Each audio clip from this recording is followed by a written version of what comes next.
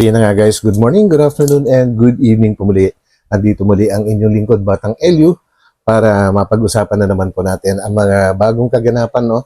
Na kung saan ay si Kuya Val ay merong advice para sa mga ibang reactors po na nagiging negative. And ganoon na rin sa mga viewers na negatibo kung mag-comment. And marami din kasi nagtatanong kung may nagbago ba sa plano ng Velvet Box po, na kung tutuloy pa ba sa Korea. At dito natin malalaman, guys. And of course, yung pag-guest nila ni Kuya Val po, kay Papa Ed sa kanyang radio show, na kung saan ay medyo nagkaroon ng para sa akin ay may magandang nangyari po doon. At yan ay pag-uusapan po natin maya-maya.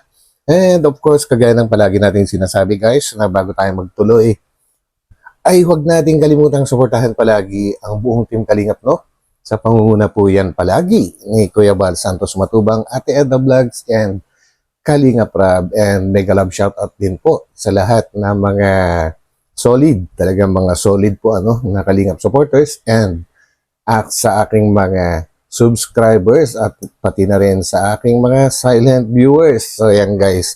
So samahan po rin niyo ako hanggang dulo ng video na ito. So let's go!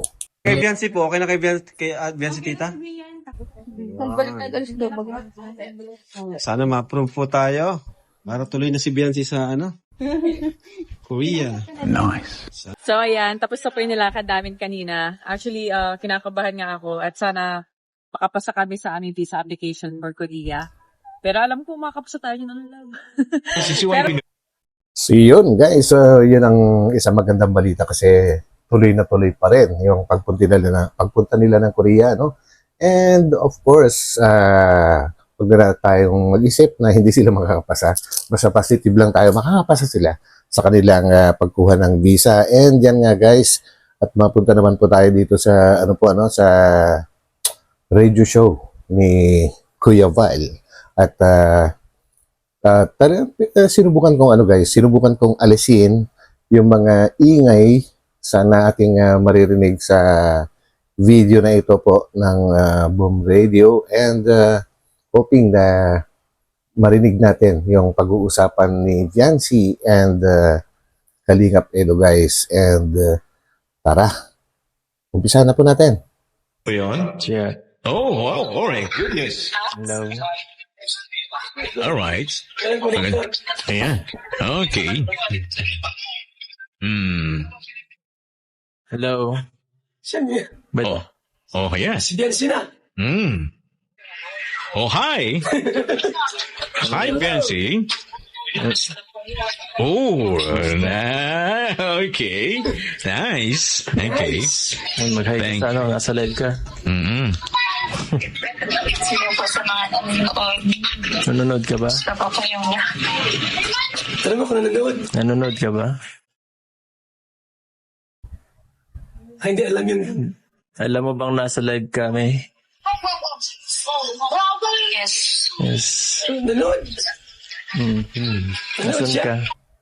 So yun guys, halata kagad yung, actually ito lang naman yung kinapture natin, and hindi ko masyadong hinabaan. Yung mga sa tingin ko ay okay para ating reaksyonan. Yun na lang guys. And bago nag-umpisa ang lahat, syempre malungkot si Papa Eds, and dito na lang siya nag-start na ngumiti ulit sa pagsagot ni Biancy sa kanyang tawag. Actually, pangalawang beses yata niyang tawagan to kasi nung una, parang hindi nasagot. And ito na nga, nag-uusap sila at medyo sumaya-saya naman si Papa Eds. At ang maganda rito ay pinapanood pa rin ni Biancy po yung mga programa na kasama si Papa Eds. So, if may ibig sabihin, alam niyo na kung anong ibig sabihin noon, kumbaga ay nakasuporta pa rin siya, guys, no? Nakasuporta pa rin. So, yan, tuloy natin. Nasaan ka? Nasa bahay lang daw siya. Man, ano man, Sari? Huwag man nga pagtiin na. Ay, oo nga pala guys. So, kahit anong mangyari, batiin pa rin natin ng happy Mansari ang EDSI. So, yan. Happy Mansari. Ang tagal na. Kumbaga, 2 years and 3 months na po yata. Ano? At hoping na magtuloy-tuloy pa ito. So, Basta. Hello. Kailangan. Nanonood daw siya? Mukhang hindi naman. Sa cellphone lang. Kasi nag-call ako eh. Hmm. Sabi ko mukhang hindi ka naman okay.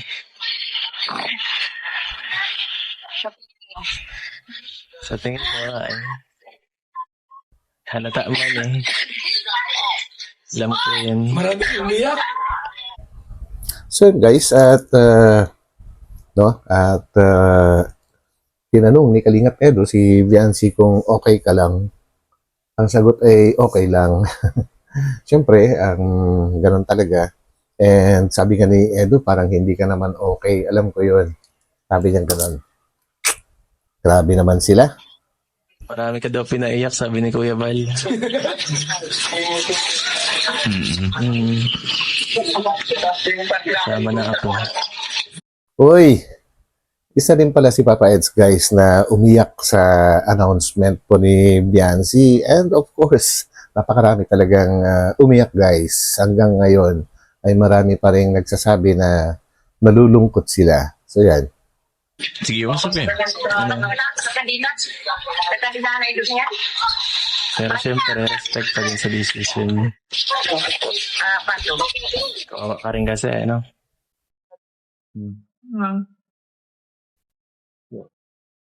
Kailangan. Ayoko na kasi magpaasa ng mga Oo. ng mga fans. Okay. Ano mo? Anong gusto niyang song?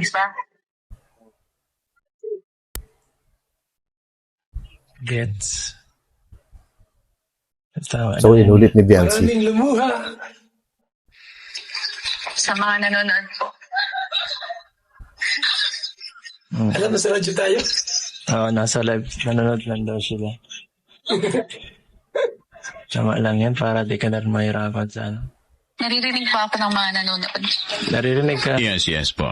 Oh, sa radyo. Yan, gusto ko pong humingi ng pasensya po sa inyo. Sa mga...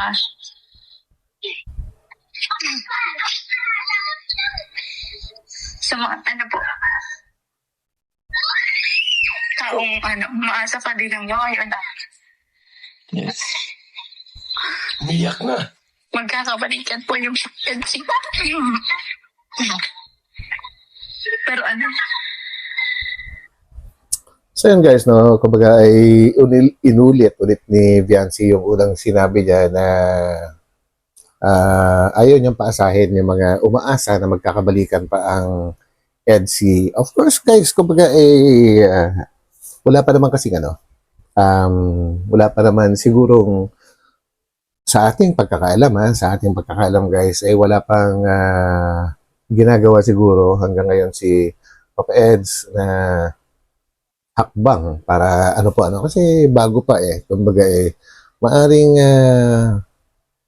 naghihintay ng magandang timing kumbaga pinalalamig ng kaunti siguro and dahil hindi pa naaayos nga ito guys no pero ang kasi wala rin tigil yung iba sa kakangak-ngak kumbaga yung mga nag-aaway-away, may mga sinasabing sponsor, etc., may nagsasalita, may mga ebidensya, may mga resibo, na wala namang, ayoko actually yung pag-usapan yung bangayan nila po, pero isa lang ang alam ko, hindi yun nakakatulong para magkaayos ang EDSI. Unang-una, hindi pa nga naaayos yung unang problema po, at ito ay nandiyan na naman po at nadadagdagan na naman ng panibagong kumbaga lumalalim yung yung problema.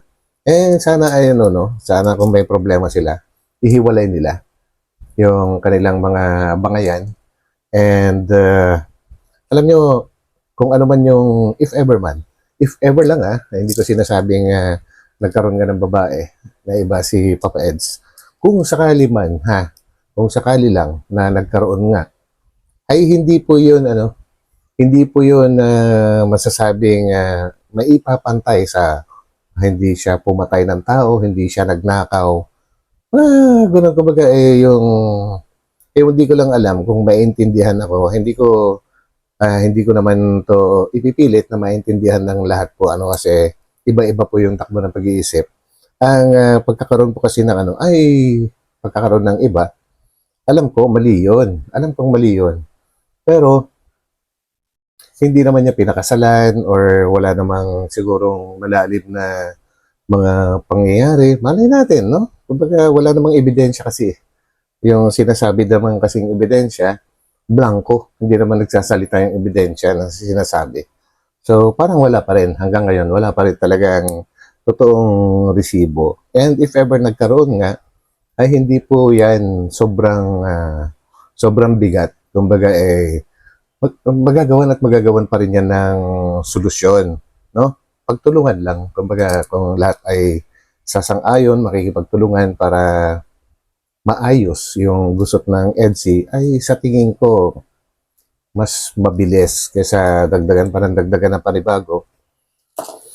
Ewan, basta yun ang aking pagkakaintindi guys, na kapag ang isang problema, lutasin muna bago pagka may mga bagong lumabas ulit, yun naman po yung pagpukusan para lutasin. So yun, and kung sakali man na lulutasin ang problema, tama rin yung mga advices ng lahat. Yan, lalong-lalo na dito sa co-host ni Papa Eds and Kuya Bal na announcer, ay napakagaganda. Napakagaganda po ng kanyang mga advice po, Sa bagay, ganyan po talaga yung mga tinatawag na Gen X. Yung mga pinanganak ng 1960s hanggang 2012 po yata yan, yung Gen X, no? At si Papa Eds, I'm sure, nasa Gen Z na yan. Nasa Gen Z na, sina Viancy, mga Gen Z na yan. So, iba na po yung panahon nung sila po ay nagkamalay. Kumbaga yung panahon ng Gen X, iba yung mga pamamaraan po, Dati kasi, yung mga lumalumang panahon, sabihin na natin, ang klase ng panliligaw dati, iba. Iba po, talagang personal. And yung panunuyo, iba din. Sa ngayon, parang, mga pindot-pindot na lang. Yun, at maganda sana kung sundin din ni Papa Eds yung co-host, na puntahan niya si Viancy mismo sa bahay nila, yung hindi naka-vlog. Yung talagang sila lang, personal nila yon. Puntahan niya, kausapin, na kung sakali man hindi niya abutan si Viancy, ay tumuloy pa rin siya at kausapin yung mga magulang hanggat kaya niyang bumalik-balik doon. Puntahan niya ng puntahan kasi napaka-importante din po ng time, Napaka-importante din ng time. Sabihin na natin 30 minutes, yung mga ganyan, up to 1 hour. Sabihin na natin 3 times a week. Malaking bagay po yon. Iba po kasi yung iba po yung oras, nagbibigay ng oras, Iba. Iba talaga. So, sa tingin ko, yun ang isang makakatulong at yun din yata yung isang hinihiling ni Viancy, yung oras po, And, nako, tuloy mo muna natin to guys bago tayo makapagsabi na naman ng walang resibo. Buo na po kasi yung decision ko. Matagal ko din po talagang pinaglaban yung namin, yung love team. So guys, sabi nga ni Viancy, buo na yung kanyang desisyon at matagal na niyang ipinaglaban ang love team. Yun. Siguro kung agad-agad ay mami-misinterpret ng iba yung ibig sabihin ni Viancy na matagal na niya ipinaglaban ang EDSI, ay hindi lang po yun, yung ganun. Kumbaga ang nilalabanan is yung mga bashers. Mula umpisa kasi yan. Halos nung naalala nyo nung nagbanggit si Viancy doon sa masalong-salong pa dati sa lumang bahay na dumalaw sina Kalinga Prab doon at sa dulo ng kanilang vlog ay biglang nagsalita si Viancy na may nagme-message sa kanya, personal yun nagpi-PM sa kanya na binabash siya at sobrang tagal na nun guys. Kumbaga, hindi ko matandaan kung anong episode yon na halos ayaw paniwalaan ni Kalinga Prab at that time kasi napakabait nga naman ni Biancy, no? Para magkaroon ng basher. At doon mismo yung time na sinabi ni Biancy na nagpapasalamat pa nga siya sa basher. Kasi, parang, ano na ba yung eksaktong sinabi niya dati guys? Basta naiintindihan niya yung mga bashers and may pinaglalaban ng mga bashers dati ay parang yung dati ni Papa Eds, yung dating katandem yata yun, no? Yun yung pinaglalaban nila before. At yun ay naiintindihan niya. So yun, naalala ko rin guys. And mula nun ay nagtuloy-tuloy na yung bashing hanggang ngayon. Wala nagtigil and nagiging toxic na lumalala ng lumalala. Yun ang sa pagkakaintindi ko na sinabi ni Biancy na matagal na niyang ipinaglalaban ang EDSI. So yun guys. Na may mga nililink kay Papa Eds na ibang babae.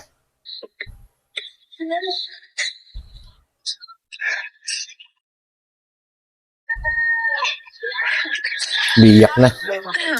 Sana. Tahan na. Ayaw ko lang po. Siguro, iniisip ko ng iba na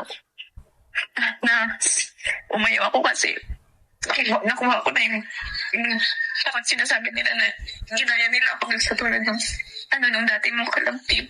Pero hindi yun yung dahilan. Di ba alam mo yan? Hindi ko masyadong magets guys. Meron siyang nabanggit si Biancy na dati raw kalab team ni Papa Eds. No?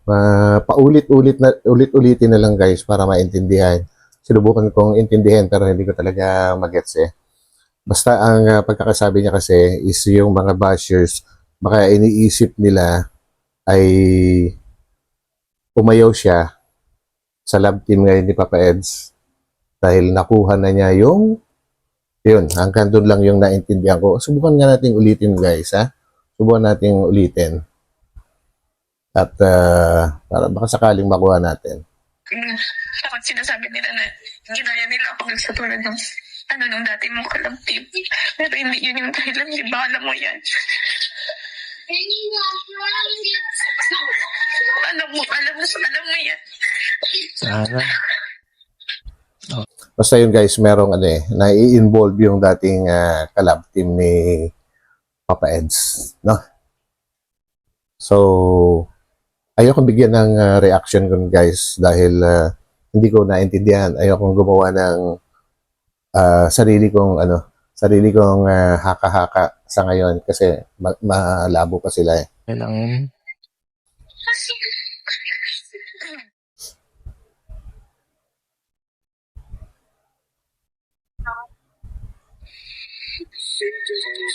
Nag-iyak na naman, Papaido.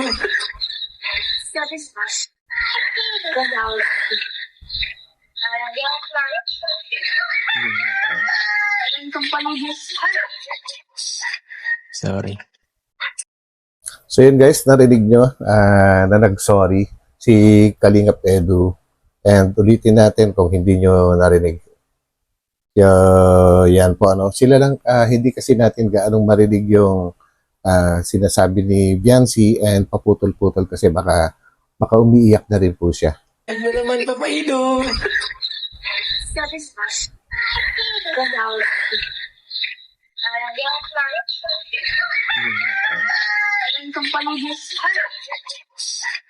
Sorry. So yun, sorry. And gusto ko talagang gawin ni Papa Eds guys yung dalawin si Biancy ng personal po sa bahay nila. I think yun yung pinaka-the best na pwedeng gawin ni Papa Eds guys. Sila kasi mga Gen Z, hindi na uso yung mga ganun eh.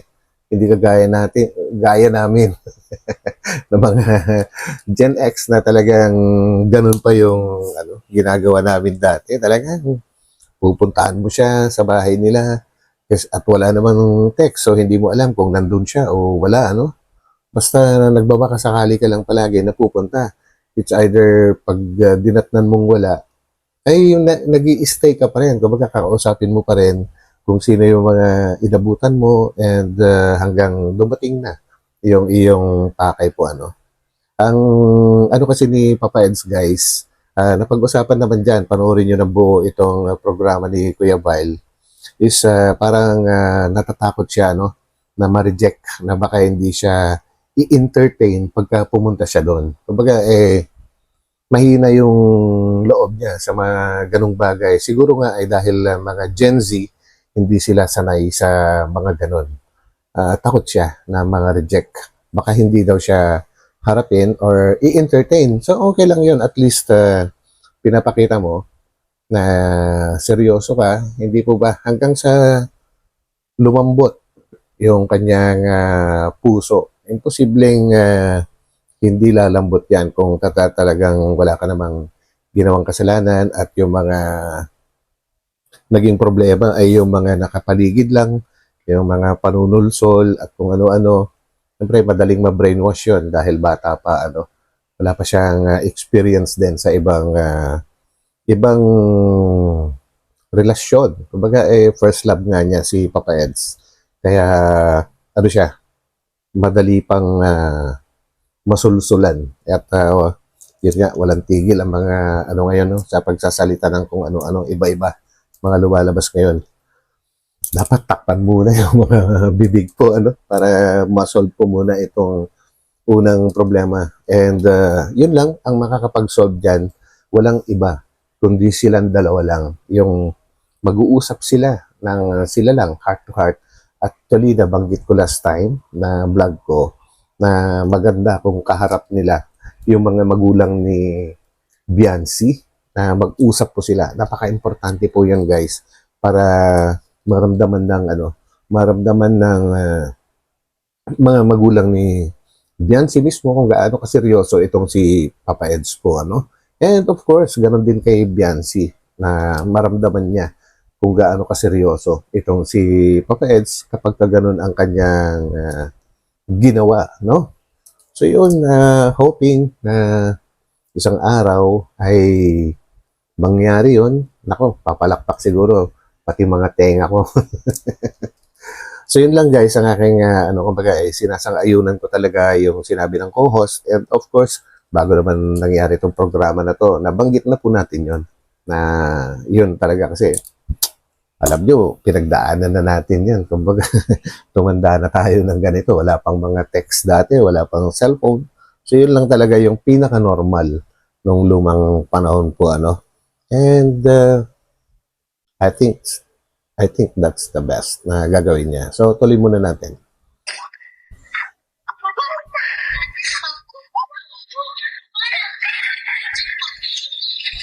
Ang selfish po kasi ako. Itutuloy ko yung love team. Kasi alam ko yung benefit na mapakuha ko doon. Pero hindi ako ganun. Yung sarili ko lang iisipin. Tutuloy ko yung love team.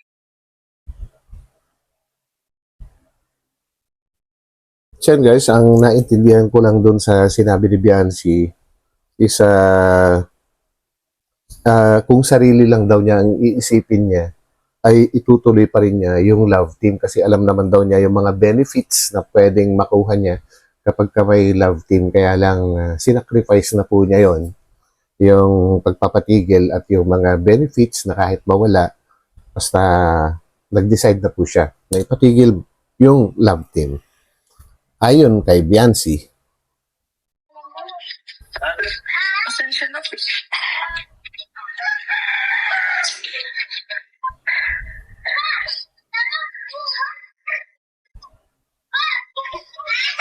Sana. Ayun, guys, at nag-iiyak si Biancy dyan halata naman at pinapatahan siya ni Kalingap Edu. Alam naman na natin. Lumuluha na ang lahat. Ngayon, galing niya silipahan. Kaya ko lang ako. Hindi malakas siya.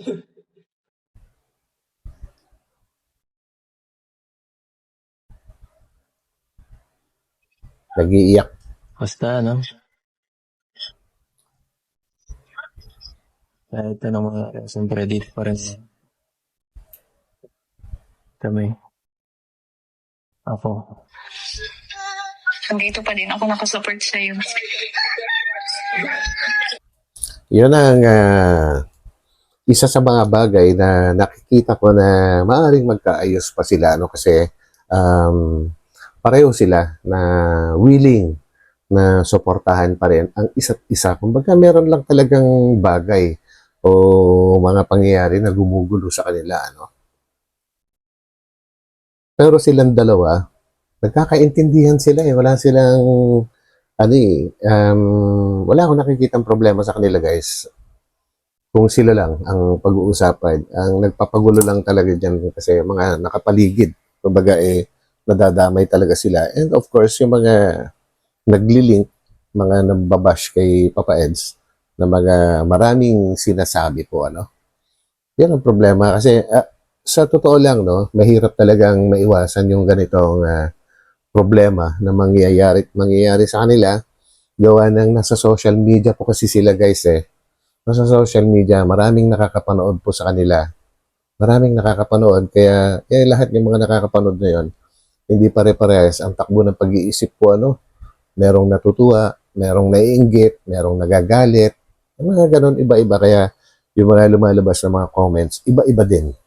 So yun, guys. Kailangan, music, alisin mo ng music. Ano yung music? Kiray. Mana?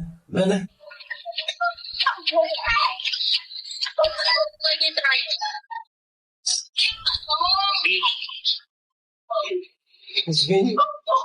I love you.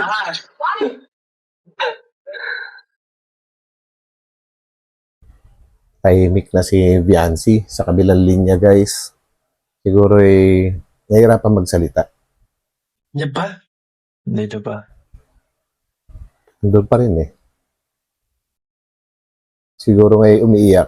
Umiyak si Boss Mirador. Siguro kaya hindi makapagsalita si Viancy, guys. Ramdam na ramdam niya yung yung nangyayari. And alam kong mahal pa rin niya. Alam kong mahal pa rin niya si Papa Edu. Una-una, yan eh. First love, mahirap talagang mawala yan, no? Mahirap mawala. And Kalingap Edu, kung oobserbahan mo, mahal na mahal din niya si Viancy, guys. And siguro, kaya hindi siya gumagawa ng hakbang, no? Na unang sumuko or unang sumuyo, kasi baka nasa isipan niya, baka lang naman pero ako, naisip ko lang, baka iniisip kasi ni Papa Edu na kapag siya yung unang nanuyo or nagpakumbaba, ay baka isipin ng ibang tao na may kasalanan nga siya kasi sumurrender siya eh. Kasi yung ibang mga tao, ganun palagi ang interpretasyon. Siya yung sabihin nila, may kasalanan nga kasi nanunuyo na eh. May yan, alam niyo na yung mga marites. Ganun po palagi, guys. Kaya siguro yun ang iniiwasan ni Papa Eds. Pero pwede naman gawin yon offline, di ba? Pwede naman gawin yon na off-cam, I should say. Na sila lang, di ba? Pwede yan, guys.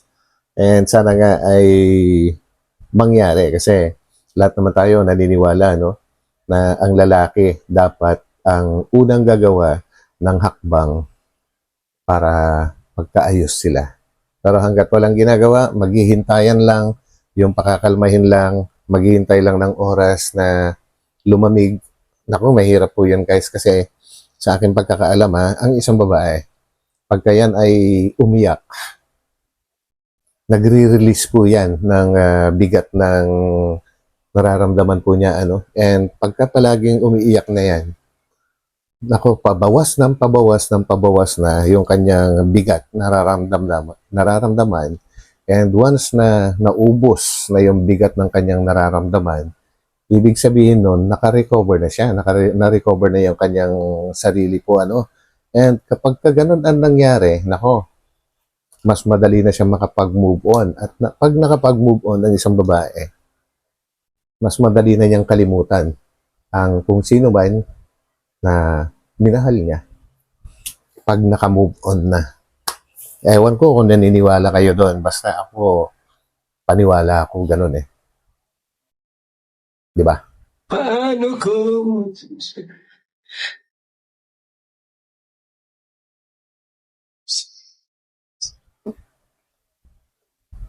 Umiyak na si Papa Ido. Wala na? Dito Wala pa. na. Andiyan pa? Wait lang, Nandun pa si sasabihin Biancy ko sa linya.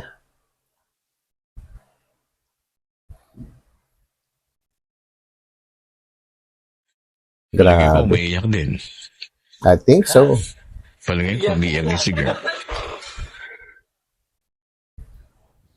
So yan guys, at nabigyan natin ng, ewan ko kung may naniniwala sa akin, sa aking mga sariling pag-analyze po, ano, at yun, comment lang po kayo guys kung alin doon ang gusto nyong kontrahen sa aking mga nasabi. And para magkaintindihan po tayo, at gusto ko rin may matutunan na galing po sa inyo kasi hindi po ako yung pinaka-expert or hindi po ako expert sa mga ganitong bagay. Gusto ko rin matuto ng sa inyo, galing sa inyo po ano. And ito guys, pag-usapan naman po natin itong nasabi ni Kuya Bal na ito, bago ko natin pag-usapan, pakinggan muna natin guys. Maraming reaktor na palpal. Iwan ko ba sa inyo? Aroy, Ang tagal nyo ng reaktor, mahina pa ang utak nindo. aray. Analyze nyo po lahat. I-analyze nyo po. Ano sabi ni Biancy? Na-develop na ako. Mahal ko na si Papa Ido. Ano sabi naman ni Ido? Mahal ko si Biancy. Walang na this. Ang bira. So yun guys, no? Kaya tayo minsan or madalas ingat na ingat sa ating mga pinagsasabi dito kasi mahirap na. Masabihan tayo na ganyan guys. And of course, no? Wala naman tayong hangad dito kasi sa ating pagre-reaction kundi mag-analyze ng kung anong pwedeng magiging solusyon para sa mga nagiging problema po ano ng ating mga nire-reaksyonan. Ako mismo, andito ako hindi para manulsol at gusto ko manggaling sa inyo guys na mga viewers ko kung meron na ba akong ginawa na gano'n. I think wala eh. And ang gusto ko lang, pakalmahin ang lahat and makagawa ng solusyon, makapag-advise. Yun lang ang akin.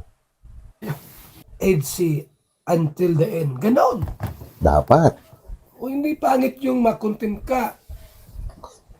Isiraan mo yung EDC. Aray. Kung ikaw po ay talagang supporter, merong matinding pananaw, may hangarin talagang EDC forever, huwag kang mag-comment ng negative sa EDC. Na masabi ka, wala nang EDC. Kawawa naman kami, wala na kaming mapanood. So yun guys, actually hindi na yung reactor ang sinasabihan ni Kuya Val dito, kundi yung mga mga ibang viewers na madaling mawalan ng tiwala at pag-asa, ano. Kumbaga, pag nakapanood sila ng ganito may problema, wala na, suko na, sabi ay wala nang EDC. Actually, may mga nagme-message po sa akin, no, na humaba na, nagsanga-sanga na yung mga binabanggit, pero pasensya na po sa mga ibang nagme-message kung hindi ko po pinapatulan or sinasagot yung mga message nyo kasi baka kasi pag sinagot ko na ay iba yung isipin po ninyo. Kaya dinadaan ko na lang po dito sa pagre-reaction ang lahat po ng aking mga kasagutan sa mga message po ninyo. And anyway, maraming salamat kasi alam ko naman na concern kayo sa EDC. Kanya nga lang ayokong pag-usapan yung mga ganung bagay. Yung wala na, sumuko na, yung ganon. Hindi po ako ganon. Sorry.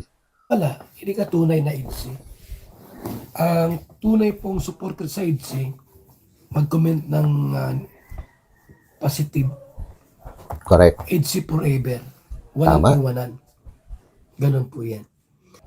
Ano niyo po, isamarin niyo po yung nangyari ngayon. Obserbahan ninyo yung mga nagaganap.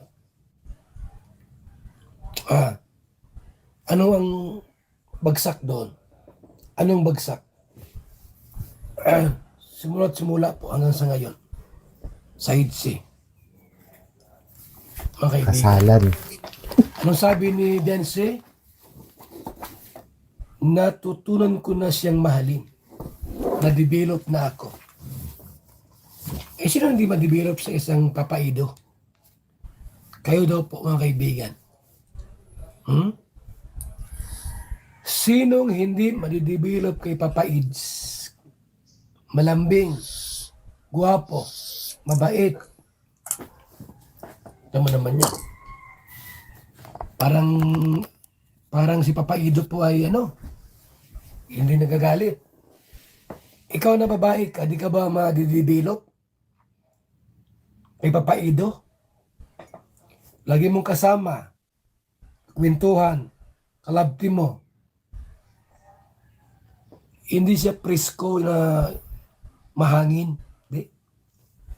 Very simple.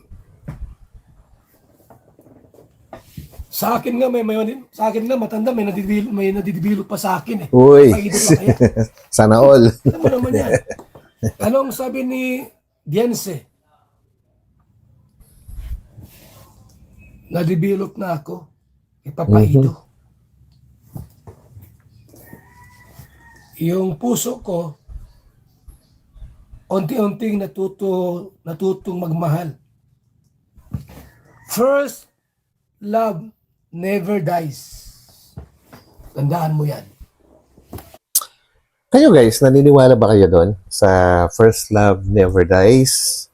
Naku, paano kaya pagka hindi kayo nagkatuluyan nung first love mo at ang nakatuluyan mo ay yung sumunod na minahal mo? Hindi kaya magkaroon ng problema kapag gano'n dahil dalawa na yung mahal mo? Naku po. Siguro pwede yan kapag wala kang makakarelasyon na iba po Nung sa akin, iba naman yung nangyari. Hindi never dies, kundi namatay mismo yung sorry, sumalangit naman ang kanyang kaluluwa. Siya mismo yung nawala sa mundo. Anong sabi ni Papa Ido? Mahal ko si Beyonce. Tapos, ang kwento. Kaya nga po, EDSI forever. Walang iwanan. Yes. EDSI hanggang dulo. At marami kayong mga dyan, yung mga kahaka, opinion, wala yan. Summary mo na lang. Sabi ni Beyonce, natutunan ko na ring mahalin. Yung puso ko ay natuto ng magmahal. Sa unang pagkakataon. First love niya si Papa Ido ay. Umiyak nga siya. Maga yung mukha, yung mata. Bakit ka maga yung mata? Actually, alam ni Kuya Wal yan guys kasi di ba inaayos nga po yung ibang mga nasira sa bahay ni na Biancy.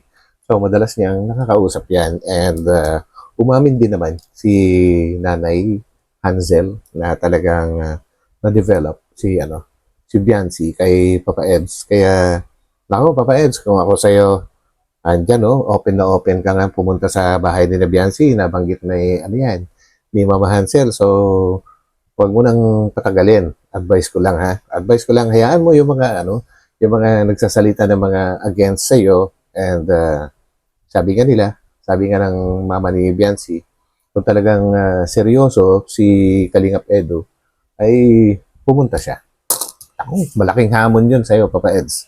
Kaya huwag mo nang patagalin, Puntahan mo na kagad. So yan. Bense. Nag-ano ako? Nalungkot ako sa nangyari. Ganun kasimple. Ngayon, dahil yung babae, na-develop na, yung puso niya natuto ng magmahal, mahal na si Papa Edo, si Papa Eds naman ay inamin niya na mahal niya si Beyonce, ano yan? Saan ang hantong yan? Ha? Saan ang hantong yan? Sa kasalan. Baka magmalay si Taybiran at saka si Nanay Hansel. Pinabukasan, wala na si Beyonce. Uy. Anak nating maganda. Ay, nawala. Nagtanan. Nagtanan na. Lako po! Tanan na po. Kinuha na po ni Papa Edo yung anak nila. Pwede mangyari yun, no? Alam nyo guys, yung mga nagtatanan, alam nyo ang dahilan kung bakit may mga nagtatanan. Dahil maraming kumukontra. So, tumatakas na lang po sila. Takasan nila yung mga kumukontra po sa kanila, ano? yung lang, yung tanging rason kung bakit may mga nagtatanan. Kaya hindi lang yung family, kundi maraming tao na nai-involve na kumukontra. Sige, magtanan na nga tayo. Yaan natin yung mga tao na kumukontra na yan. Sarili na lang natin, isipin natin. Pwede namang mangyari talaga yun. Kapag ay, nako. Mahirap pigilan ang unang pag-ibig. Mhm. Nung una po, mga kaibigan, yung mga anak ninyo, nung panahon na wala pang cellphone, Yun. pag umibig yan, tumatakas yan sa bahay, dumadaan sa bintana, tumatakas sa magulang. Guys, kaya ako napapangiti. Naalala ko na naman nung mga gawain ko nung kabataan ko talaga. Pagtagpo doon sa lalaki. Noon, nabutan niyo po yan. Nabutan ko yan. Ako din. Ha? Na yung babae po pag umibig, tumatalon sa bintana, nakipagtagpo sa lalaki. Correct? Ganyan. Ngayon pa kaya may cellphone na tayo. Yun. Mag-text na si Papa Edo. Baby ko, mahal ko, punta ka rito sa may kanto ng ito sa may Basod, sa may malapit sa 7-Eleven. Alito ako. Punta ka rito at may lakad tayo. Ano tayo? Tanan. Doon nga Grabe guys. Sandali lang alam ko hindi kayo concerned dito. Pero may kwento ko lang, konti lang. No? Nung panahon namin na wala pang cellphone, wala pa yung mga ganyan, walang telepono. Alam mo, may ginawa kaming call sign Morse code. Meron kaming Morse code nung dati kong GF, nung kabataan ko, teenager pa ako nun. No? Paribasa kasi, yung kwarto niya, nakaharap sa may kalsada. So, madaling anuhin. Ang namin dati is yung malilit na graba. Babatuhin mo yung bintana niya sa gabi. kung ilang bato yung gagamitin mo, kung ilang sunod-sunod, alam na niya yon kung ano ibig sabihin. Yun ang aming parang military style, Morse code kung tawagin. Naalala ko na naman. wala pang cellphone. Ano lang, chit-chit lang. Uy, Alam na ng iba babae. naman. Kaya yung tunog ng ibon. Ano sabi ng babae? Yung darling ko. Matakas pa malundag sa bintana. Kasi ba? Alam niya, totoo yun. Kaya ako natatawa yun. Di pala yung sasabihin ni Kuya Val. Grabe, Anyway, mabalik tayo dun sa talagang pinag-uusapan natin.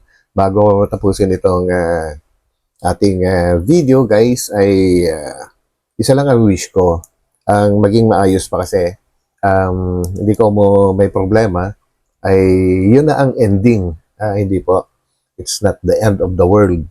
Yung mga, yun ngang iba na may stage 4 cancer, ay lumalaban pa rin. How much for yung ganyan, problema lang na wala naman talagang lumalabas na tunay na ebidensya po, ay kahit pa may ebidensya, masusolusyonan pa rin yan kung talagang nagmamahalan po sila.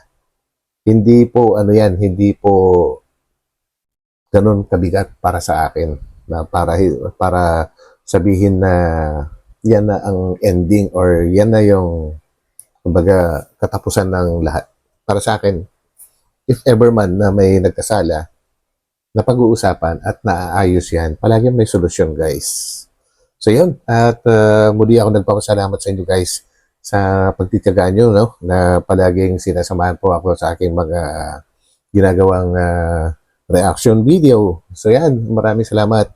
God bless. And dito ko na tatapusin at magkita-kita po tayo ulit sa aking mga susunod na upload. So ingat-ingat po and God bless. So bye-bye po muna. Pansamantala. Bye.